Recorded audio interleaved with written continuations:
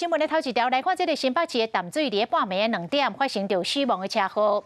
一个29岁查囡仔啉酒驶100万的跑车，准备要载朋友转去，驶到淡水民权路的时阵，刚弄死一个伫施工的现场咧指挥交通的工人。讲这个车祸发生的第一时间，佫想要来绕跑，是现场的工人驶车甲围起来。 才甲砸落来，这警方赶到场，看到这个查囡仔伫遐大声咧喊休乌白花，拢已经是醉茫茫啊！酒测值是高达0.77毫克，啊，上界喊过的是，伊根本就无驾照。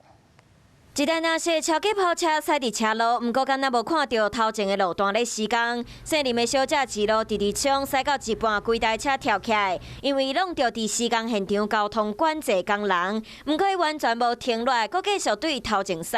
他撞人了，本来还要想跑啊，被我们用车子逼啊，然后被你们拦下来就对了。对啊，他又倒车倒到这里来。 来到事发现场，车头拢冒气，东风玻璃碎敢若地图网，会使知影当时弄到偌大力。车发生伫21号半暝2点外，29岁林小姐啉几杯红酒，载朋友准备要转去，想要到经过淡水民权路所发生死亡车祸。警方到场，附近人规身躯拢是臭酒味，啉甲真醉，连徛拢徛袂在，佫一直乌白花，酒测值高达0.77毫克。警方即协助送医救治，但仍不幸身亡。本案警方依公共危险及过失致死罪，移送地检署侦办。